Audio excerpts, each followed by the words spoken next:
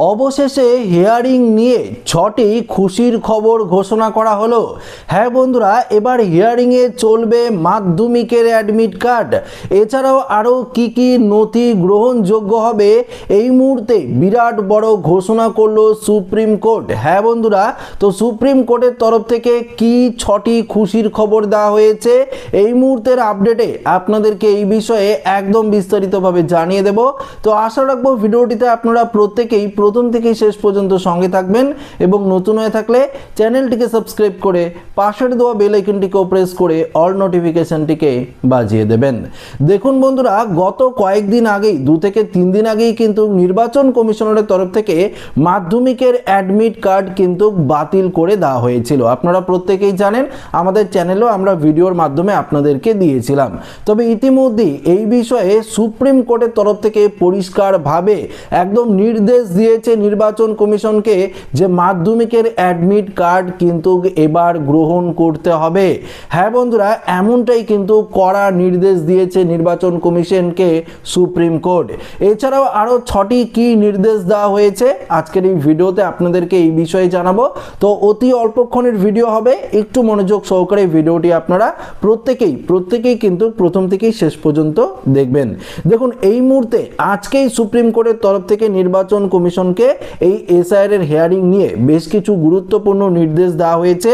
প্রথম যে নির্দেশ দেওয়া হয়েছে, দেখুন এখানে কি বলেছে, তথ্যগত অসঙ্গতির তালিকা পঞ্চায়েত অফিস, ব্লক অফিস এবং এসডিও অফিসে প্রকাশ করতে হবে। এই তথ্যগত অসঙ্গতি হলো লজিক্যাল ডিসক্রিপেন্সির আওতায় যে সমস্ত ভোটার রয়েছে, অর্থাৎ ধরুন নামের বানান থেকে শুরু করে আরও বিভিন্ন কারণে প্রচুর ভোটার রয়েছে যারা আত্মীয়ের নাম দিয়ে ফর্ম ফিল আপ করেছিলেন। প্রায় 95 লক্ষেরও বেশি, কোটির ওপরে ভোটার রয়েছে।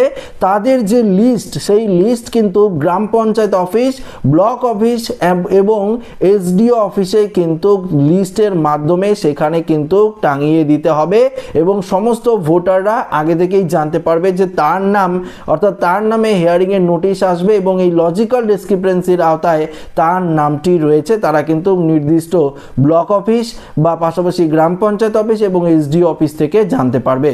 তো এই কাজটি কিন্তু করতে হবে, এমনটাই সুপ্রিম কোর্টের তরফ থেকে নির্বাচন কমিশনকে নির্দেশ দিয়েছে। দ্বিতীয়ত কি বলেছে, শুনানির জন্য 10 দিনের সময় দিতে হবে।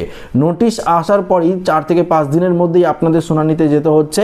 তো এটা কিন্তু 10 দিনের মধ্যে 10 দিন করতে হবে, অর্থাৎ আপনার নামে নোটিশ আসলে 10 দিন সময় পাবেন আপনারা এসআইআর এর শুনানিতে যেতে, এমনটাই কিন্তু নির্দেশ দেওয়া হয়েছে সুপ্রিম কোর্টের তরফ থেকে।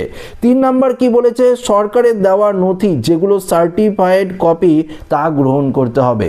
যেই নথিগুলো সরকারের দেওয়া, সেটা রাজ্য সরকার হোক কেন্দ্রীয় সরকার হোক, সে যেই নথি যেটা সার্টিফাইড কপি, সেই কপি কিন্তু এসআইআর এর শুনানিতে গ্রহণ করতে হবে, এমনটাই কিন্তু নির্দেশ দেওয়া হয়েছে সুপ্রিম কোর্টের তরফ থেকে।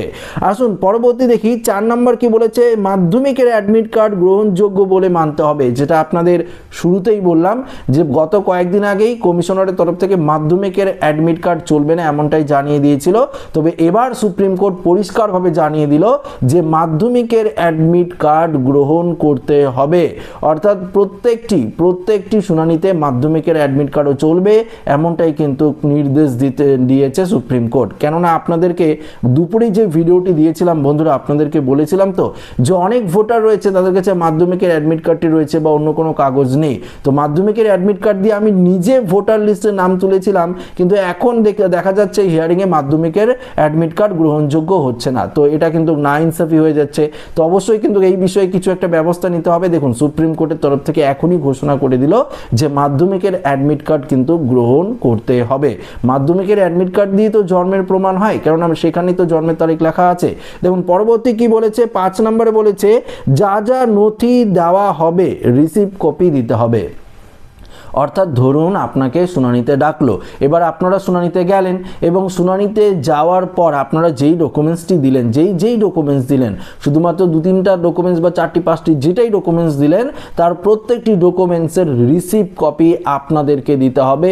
ARO সেই রিসিপ্ট কপি আপনাদের দেবে, সেই রিসিপ্ট কপিটি আপনাদের রাখতে হবে। দেখুন, আপনারা যে এসআইআর এর শুনানিতে যে ডকুমেন্টসগুলো দিলেন, সেক্ষেত্রে আপনার কি কোনো রকম প্রমাণ আছে? প্রমাণ তো নেই। তো রিসিপ্ট কপি যদি আপনাদেরকে দেওয়া হয়, তাহলে নির্দিষ্ট কোনো প্রমাণ থাকবে আপনার হাতে, তো সেটি দিয়ে আপনারা পরবর্তীতে কোনো রকম যদি সমস্যা হয় তাহলে সমাধান করতে পারবেন। তো সুপ্রিম কোর্টের তরফ থেকে এটাই নির্দেশ দেওয়া হয়েছে, যেই ডকুমেন্টস আপনারা হিয়ারিংয়ে দেবেন প্রত্যেকটি ডকুমেন্টসের রিসিভ কপি কিন্তু অবশ্যই আপনাদেরকে দিতে হবে, এমনটাই নির্দেশ দেওয়া হয়েছে।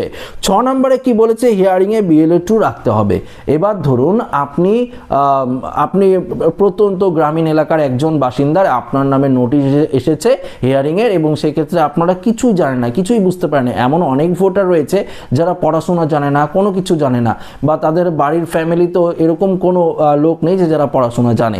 তো সেক্ষেত্রে কি হয়, তো তারা যখন হিয়ারিংয়ে যায় সেক্ষেত্রে তো তারা ভয় পাবে, এটাই স্বাভাবিক। তো তখন তারা একজনকে নিয়ে যেতে চায়, তো সেক্ষেত্রে সে যদি চায় BLO 2-কে নিয়ে যেতে, তার জন্য পারমিশন নিয়ে সে BLO 2-কেও কিন্তু হিয়ারিংয়ে নিয়ে যেতে পারবে, এমনটাই কিন্তু পরিষ্কারভাবে সুপ্রিম কোর্টের তরফ থেকে নির্দেশ দেওয়া হয়েছে নির্বাচন কমিশনকে। তো বুঝতেই পারলেন বন্ধুরা, আরও বেশ কিছু গুরুত্বপূর্ণ নির্দেশ আসবে, সুপ্রিম কোর্টের তরফ থেকেও দেওয়া হবে এবং কমিশনারের তরফ থেকেও কিন্তু এই হিয়ারিংকে নিয়ে আরও বেশ কিছু কিন্তু সরল করা হবে, যাতে সহজ করা হবে, যাতে প্রত্যেকটি বৈধ ভোটারের নাম থাকে।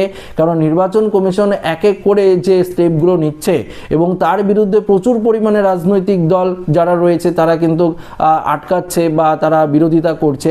তো তার জেরেই কিন্তু সুপ্রিম কোর্টের তরফ থেকে এই বিষয়ে পরিষ্কারভাবে এই যে 6টি নির্দেশ আপনাদেরকে বললাম, এই 6টি নির্দেশ দেওয়া হয়েছে।